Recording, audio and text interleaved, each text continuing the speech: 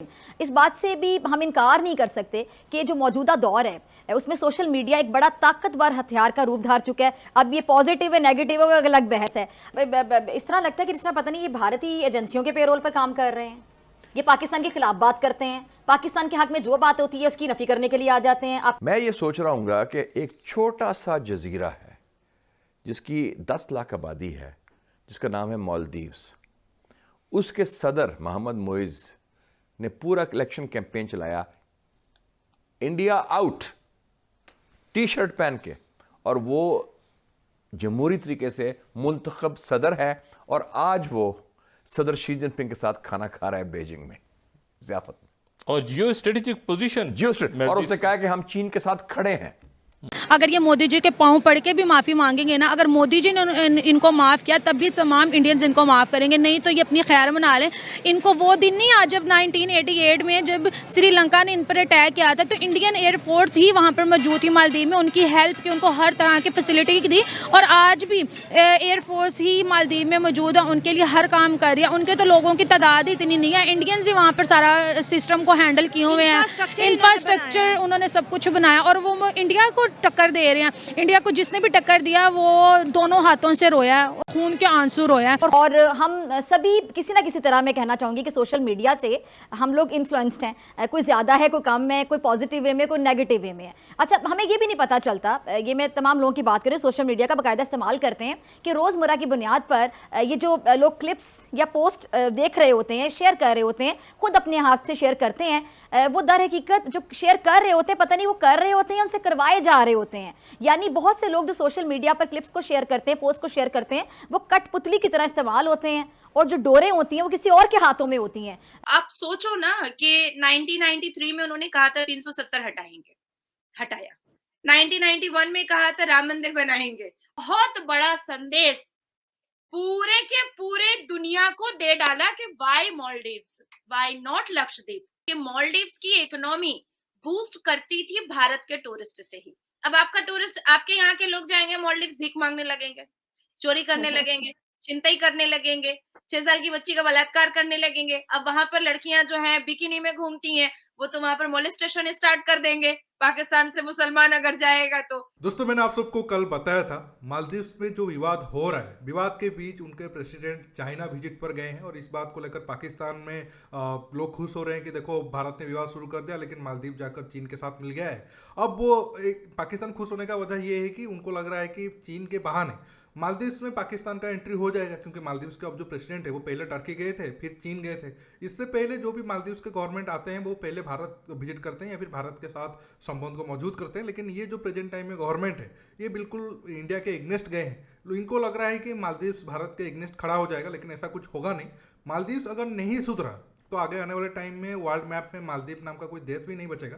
दोस्तों, आप सबसे रिक्वेस्ट है जो भी डिस्कशन हो रहा है आप आखिर तक के वीडियो को एंजॉय करिए और आखिर में बात करते हैं कैसे चाइना ने एक तरीके से मालदीव का प्रेसिडेंट का इंसल्ट किया है। जब से मोदी आया है उसने एक प्रॉपर निज़ाम बनाया है, अपने मुल्क को तरक्की की तरफ लेके जा रहा है। हालांकि मैं मुसलमानों के बड़ा खिलाफ रहा, मेरी नज़र में हिट लिस्ट है मोदी। वो मुसलमानों के लिए उन्होंने सबसे ज्यादा काम किया। नहीं, उसने मुसलमानों को कत्ल भी करवाए हैं। तो पहले मोदी जी कहते कश्मीर में आओ, वहाँ का विजिट करो, उनको उन्होंने इतना खूबसूरत बना दिया। अब लोग मालदीव के बजाय जाएंगे लक्षद्वीप में, वहाँ पर घूमेंगे फिरेंगे, वहाँ का इन्वायरमेंट इतना आंखों को अच्छा लग रहा था। तस्वीर में ऐसा लग रहा था जब रियलिटी में इंसान जाएगा और कहाँ पर जाएगा। वो लोग बिजनेस भी उन लोगों से करते हैं जिनको इंडिया की कदर हो, जिनको वहाँ के लीडर्स की रिस्पेक्ट करनी आती है। यही, हाँ जी, यही चीज़ हम देखते आ रहे हैं। इंडियंस अगर किसी एक लीडर की तुम इंसल्ट करोगी ना, या वहाँ के लोगों की किसी की इंसल्ट करोगी, तमाम इंडियन जुड़ जाएंगे, चाहे उनमें कितने भी आपस में ख़राब रिलेशन हो या कुछ भी इख्तलाफ वटएवर, वो सारे मिल जाएंगे और उस इंसान के खिलाफ हो जाएंगे। ये हमने कितने में देखा। देखो मालदीव हमारे आगे सबसे बड़ी एग्जाम्पल, फिर चाइना आ गई, कनाडा आ गया,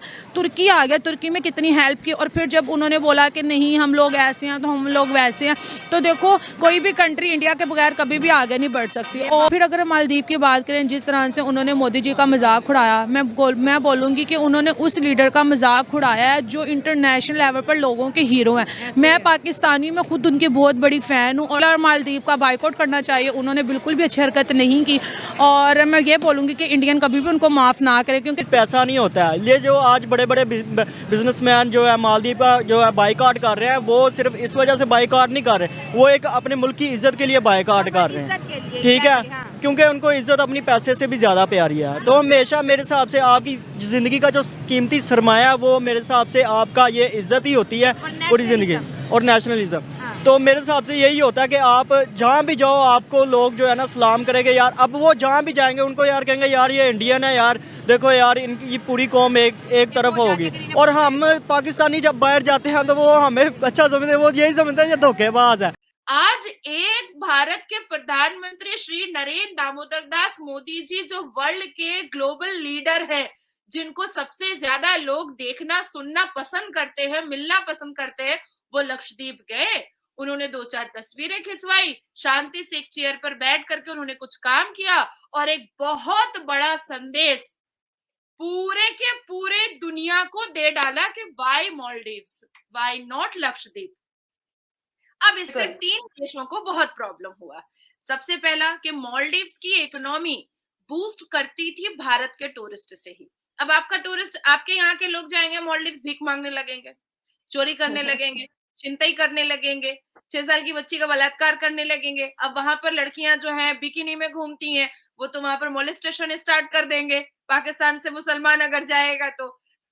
अब भारत से जब जाते हैं ना लोग, तो वहां पर शॉपिंग करते हैं, वहां पर बड़े बड़े होटल्स में रुकते हैं, वहां पर एक्सप्लोर करते हैं, आसपास के जो स्टेट्स हैं उसको देखते हैं, आसपास के जो विलेज है उसको देखते हैं, वो लेक जाएंगे, वो बीच जाएंगे, बहुत बहुत खाते हैं, बहुत शॉपिंग करते हैं। तो भारत के टूरिस्ट से मालदीव्स की इकोनॉमी बहुत बूस्ट हो रही थी। थोड़ा बहुत सलमान खान जी गुस्से में आ गए, थोड़ा बहुत अक्षय कुमार जी गुस्से में आ गए, थोड़ा बहुत सचिन तेंदुलकर जी गुस्से में आ गए, थोड़ा बहुत विराट कोहली जी गुस्से में आ गए, थोड़ा बहुत और भी बड़े बड़े लोग गुस्से में आ गए, और उन्होंने जो दे डाला तो दे डाला।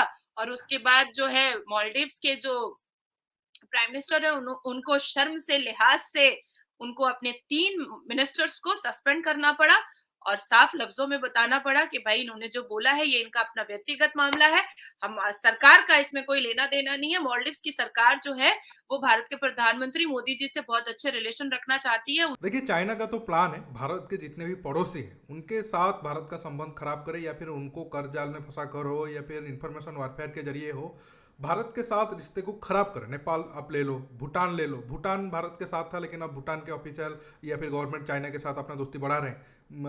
हालांकि मैं समझ नहीं पा रहा हूँ इंडियन गवर्नमेंट क्यों अलाउ कर रहा है, नहीं तो आने वाले टाइम में वहाँ पर भी मुश्किल होगा। बांग्लादेश तो चलो थोड़ा बहुत समझ में आ गया, म्यांमार में भी अब बहुत सारा मुश्किल चल रहा है। जो अब प्रेजेंट टाइम में म्यांमार का जो मिलिट्री गवर्नमेंट है उनके एग्नेस्ट भी और एक ग्रुप को चाइना ने सपोर्ट किया है और वो बहुत सारे एरिया म्यांमार में कब्जा कर लिए हैं। श्रीलंका में क्या हुआ था आप सब तो जानते हो। अब प्रेजेंट टाइम में श्रीलंका का अकल आ गया है, लेकिन वो कुछ कर नहीं सकते क्योंकि इतने कर्ज में है कि वो सब कुछ जानबूझ मतलब समझ गए हैं कि चीन उनके साथ क्या कर रहा है, फिर भी वो चाइना के एग्नेस्ट नहीं जा सकते हैं। मालदीव्स में भी वही हाल है। मालदीव्स में चीन $1 बिलियन खर्चा किया है और चीन अच्छे तरीके से जानता है ये पैसा मालदीव्स नहीं दे पाएगा। करप्ट पॉलिटिशियन वो पैसा लेकर खा गए हैं और बदले में अपने देश को बेचे हैं। जब पैसा लौटाने के वक्त आएगा आप देखो इनका हालात खराब हो जाएगा। और प्रेजेंट टाइम में अब जो सिचुएशन हुआ, अब आप देखो एक देश की इकोनॉमी भारत के वजह से चलता है। अब भारत के लोग बॉयकॉट करेंगे तो उनका इकोनॉमी डूबेगा और लोन देने के टाइम आएगा तो और हालात खराब होगा। और चाइना को पहले से ही पता था जब मालदीव्स कुछ नहीं दे पाएगा तो 1-2 आइलैंड लेकर वो अपना नावल शिप्स वगैरह वहाँ पर खड़ा करेगा। लेकिन भारत भी तो कुछ काउंटर प्लान करेगा जरूर, भारत चुप नहीं बैठेगा। लेकिन अब देखना होगा भारत सरकार को भी चाइना का जो भी हमारा इंडियन ओशन में जितने भी कंट्री है उनको भड़का कर भारत के खिलाफ जो भी एक्शन चाइना कर रहा है, भारत को सब कुछ एक के बाद एक काउंटर करना होगा। और इसके साथ साथ साउथ एशियन कंट्री के साथ भी हमारा संबंध को और मजबूत करना होगा, नहीं तो हम चीन को मुंह तोड़ जवाब नहीं दे पाएंगे। इस गवर्नमेंट तो अच्छा खासा काम कर रहा है और इसमें और तेजी लाना पड़ेगा। अब मालदीव्स की बात करते हैं। मालदीव्स के प्रेसिडेंट तो चाइना गए हैं, लेकिन चीन के जिनपिंग तो मिलना छोड़ दीजिए, एक स्टेट के कुछ मिनिस्टर उनके साथ मिले हैं और फोटोग्राफ वगैरह आप साइड में देख सकते हो। दोनों लीडर का फेशियल एक्सप्रेशन क्या है, इसे पता चलता है कि ये लोग भारत जैसे दोस्त को छोड़कर चीन के साथ गए हैं और चीन में इनका एक तरीके से आप कह सकते हो वेलकम कुत्ते जैसे किया जा रहा है। फिर भी इनको अकल नहीं आ रहा है, क्योंकि आप सबको पता होगा एक बार उनका सॉफ्टवेयर अपडेट हो जाता है मिडिल ईस्ट से, तो फिर उनके लिए तो हम सब काफिर है और हम सब दुश्मन है। अब तक अगर ये नहीं सुधरे, आने वाले टाइम में इनके हालात और ज़्यादा खराब होगा। दोस्तों, आज के टॉपिक में बस इतना ही। आपको ये वीडियो कैसा लगा नीचे कमेंट बॉक्स में कमेंट करके बताइए, और ये वीडियो को ज़्यादा से ज़्यादा लाइक शेयर करना बिल्कुल मत भूलिए। दोस्तों रुकता हूँ, बहुत जल्द और एक न्यू टॉपिक के साथ मिलूंगा। नमस्कार, जय हिंद।